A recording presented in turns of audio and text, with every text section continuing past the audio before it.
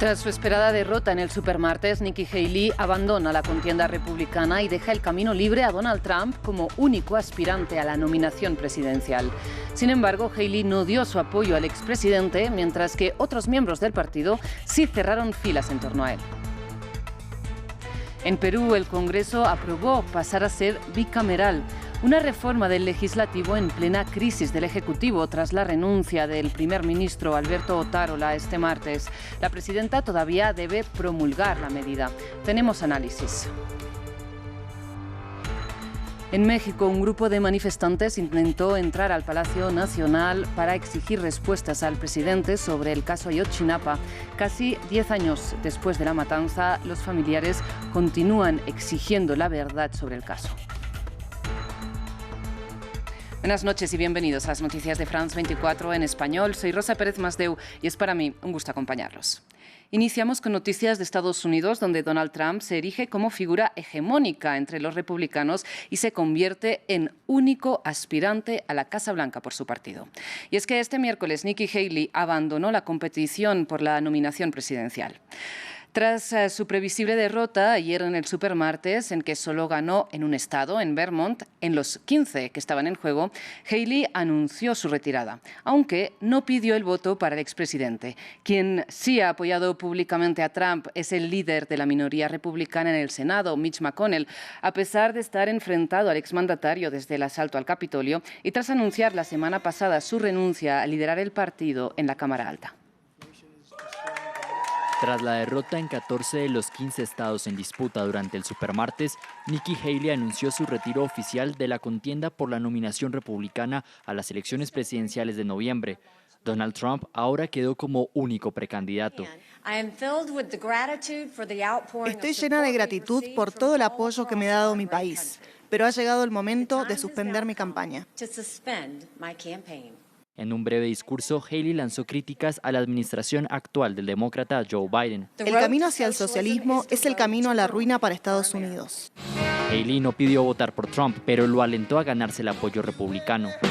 Sin embargo, rechazó las posiciones del exmandatario hacia los aliados de Estados Unidos. Nuestro mundo está en llamas debido a la retirada de Estados Unidos. Apoyar a nuestros aliados, Ucrania, Israel y Taiwán, es un imperativo moral. Si nos retiramos más, habrá más guerra, no menos. Sin una oposición sólida al liderazgo de Trump en el Partido Republicano, el multimillonario pidió a los votantes de Haley que se sumen a su campaña contra el presidente Biden. Me gustaría invitar a todos los seguidores de Haley a unirse al movimiento más grande de la historia de nuestra nación. Biden es el enemigo, está destruyendo nuestro país. Hagamos Estados Unidos grande otra vez. Con la retirada de Nikki Haley y los resultados del supermartes, todo indica que se repetirá el escenario electoral de 2020, Trump versus Biden. Cambiamos de tema, vamos a Perú, porque en medio todavía de la conmoción política por la renuncia del primer ministro Alberto Otárola este martes, hoy el Congreso peruano aprobó pasar a ser bicameral. Ahora, para el análisis, contamos con Eduardo Castillo. Él es congresista y, concretamente, portavoz de la bancada del partido Fuerza Popular. Eduardo, buenas noches y muchísimas gracias por estar con nosotros en France 24. Le pregunto, ¿cuál es su objetivo con esta medida? Buenas noches, muchísimas gracias. En efecto, es un dictamen, es una iniciativa legislativa que se viene trabajando desde el primer año que se entró a este Congreso, desde el año 2021, y que finalmente vio sus frutos el año pasado con una votación de 93 congresistas, y el día de hoy se ha obtenido 91 votos, que son lo que exige la Constitución Política del Perú para trabajar una reforma política de este tamaño, de esta naturaleza, que significa regresar al sistema bicameralidad, lo cual implica que el próximo Congreso de la República está integrado por dos cámaras como era antes, que es la Cámara de Diputados, que estaría compuesta por 130 diputados, y exige un número mínimo de 60 senadores, que vendría a ser la Cámara Alta o la Cámara Reflexiva. Este objetivo, nosotros buscamos con esta iniciativa legislativa que el Congreso de la República tenga una Cámara reflexiva, que la Cámara de Senadores pueda atender, digamos, de alguna manera los proyectos de ley que las iniciativas de la Cámara de Diputados vienen y ya no estar contando con tanta observación del Ejecutivo y estos puedan pasar más limpios y puedan ser mucho más útiles y puedan ser mucho más efectivos en el tiempo, porque el Ejecutivo lamentablemente tiene infinidades de leyes actualmente que no reglamenta, o que observa y que regresa al Congreso. Tiene varias leyes que han regresado al Congreso de la República y que no se han podido implementar. Entonces, con esto se busca de que las leyes vayan definitivamente mucho más limpias al Ejecutivo y que sean bien trabajadas. Y aparte de que se amplía, por supuesto, la representatividad al aumentar el número con los 60 senadores adicionales. Y Eduardo, más allá de lo que sea la tramitación de las leyes, ¿considera que esta medida puede facilitar o obstaculizar los procesos de vacancia que impone el Congreso a los presidentes, como hemos visto en los últimos años? No, no creo que esto impida hacer un proceso de fiscalización. Nosotros estamos convencidos de que más bien reforzará el trabajo de contrapeso político que tiene actualmente el Congreso de la República y que sobre todo este Congreso lo ha ejercido de manera eficiente durante todo este tiempo. Recordarán ustedes que ingresamos con un gobierno al que nosotros consideramos golpista, dictador. Finalmente, este Congreso logró vacar al presidente Pedro Castillo dictador y ahora está haciendo una reforma importante que significa la modificación de 53 artículos del artículo 90 de la Constitución Política del Perú. Y Eduardo, no tenemos mucho tiempo, pero en un referendo el 85% de los votantes rechazaron esta medida, ¿no? El paso a un Parlamento bicameral. ¿Por qué decidieron tirarla hacia adelante igualmente?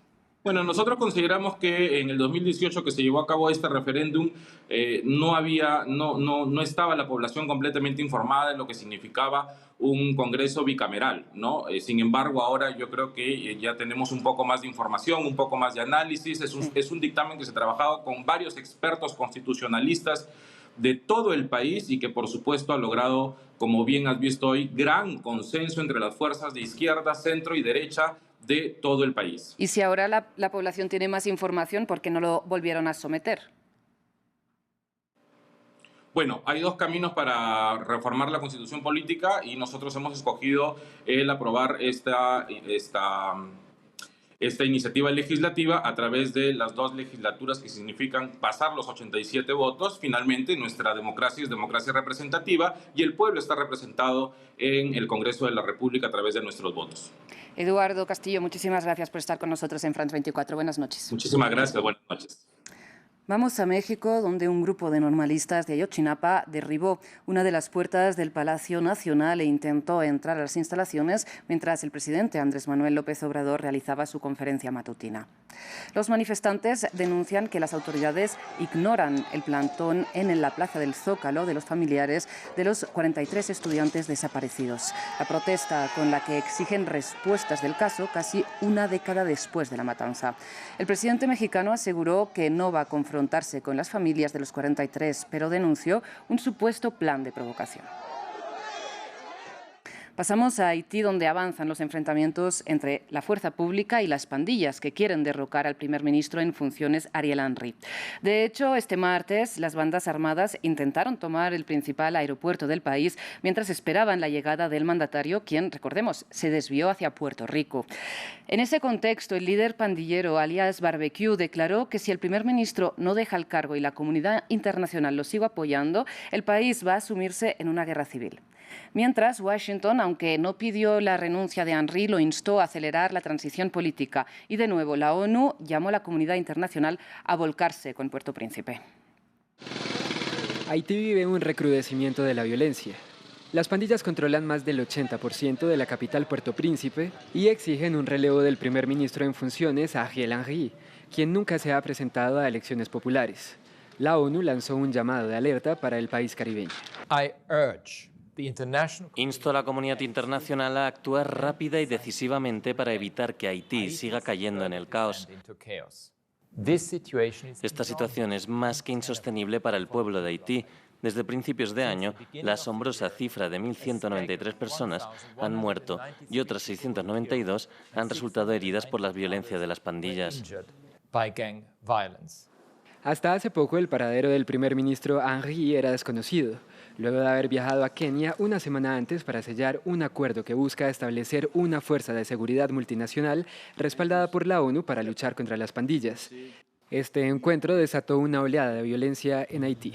Pero se sabe que finalmente Henry logró aterrizar en San Juan, Puerto Rico, luego de que el gobierno dominicano rechazara su petición de realizar una escala indefinida. Estados Unidos instó a una transición en el poder. A medida que la situación sobre el terreno se vuelve cada vez más grave, nosotros, junto con la comunidad del Caribe, hemos seguido pidiendo a las partes interesadas, incluido el primer ministro, que hagan concesiones en interés del pueblo haitiano. Por lo tanto, no estamos pidiendo ni presionando para que renuncie, sino que lo instamos a acelerar la transición.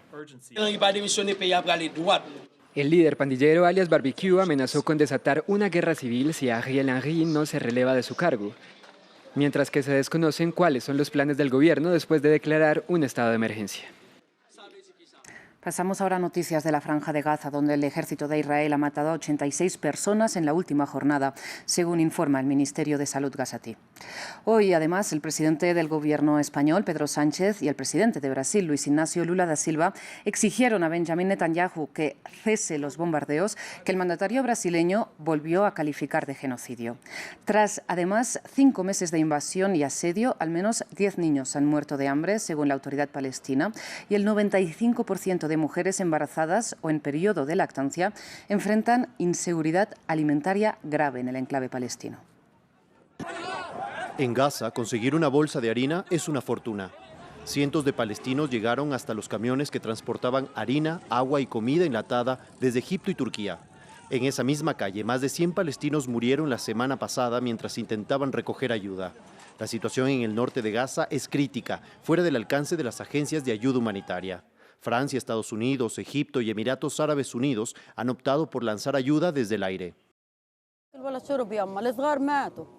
No hay comida ni agua, los niños están sufriendo. Siempre dicen, quiero comer. Y si encontramos harina después de buscar en varios barrios, no puedes hornearla porque no hay agua. Y para encontrarla caminamos kilómetros. En respuesta a la crisis, voluntarios como Mohamed Al-Dalu no han dejado de entregar comida en comedores comunitarios, aunque cada vez es más difícil por la falta de suministros y el aumento de los costos. Al principio usábamos gas, pero luego se cortó el suministro y empezamos a usar leña, que ahora es muy cara. Antes hacíamos 10 tipos diferentes de comida, ahora nos limitamos a 2, lentejas y pasta, si está disponible. La emergencia alimentaria en la franja provocó que países como Estados Unidos, principal aliado de Israel, presione al gobierno de Netanyahu por encontrar una solución para el ingreso de más ayuda. Reino Unido también alerta que su paciencia tiene un límite. Hemos pedido a los israelíes una serie de cosas, pero la cantidad de ayuda que llegó en febrero fue casi la mitad de la que llegó en enero. Así que la paciencia llega a su fin y hay que hacer toda una serie de advertencias a Israel. Cameron se reunirá con el miembro del gabinete de guerra israelí, Benny Gantz, sobre las dudas en el cumplimiento del derecho internacional por parte de Israel en el manejo de la ayuda en Gaza, una advertencia que también recibió de Estados Unidos. Y cerramos en España, donde el Partido Socialista y los principales partidos catalanes anunciaron un acuerdo para una nueva versión de la ley de amnistía dirigida a los procesados independentistas catalanes.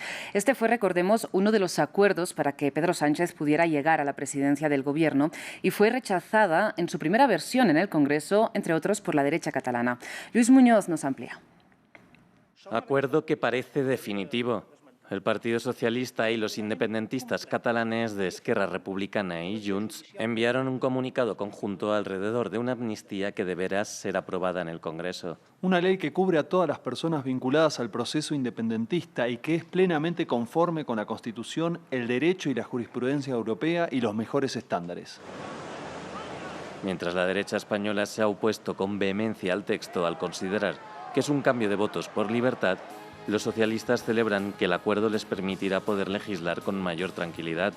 La derecha de Junts del expresidente catalán, Carles Puigdemont, se felicita por cumplir con estándares europeos y no españoles.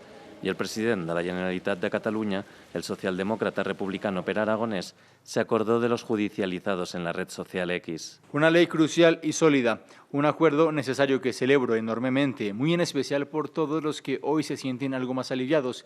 Queda camino y no será fácil, pero hoy estamos más cerca de dejar atrás la represión. Con la amnistía gana la democracia. La ley de amnistía aplica para los encausados desde 2011 dentro del proceso independentista de Cataluña, que culminó el 1 de octubre de 2017 con un referendo. La mitad del gobierno catalán fue encarcelado y la otra tuvo que salir al exilio.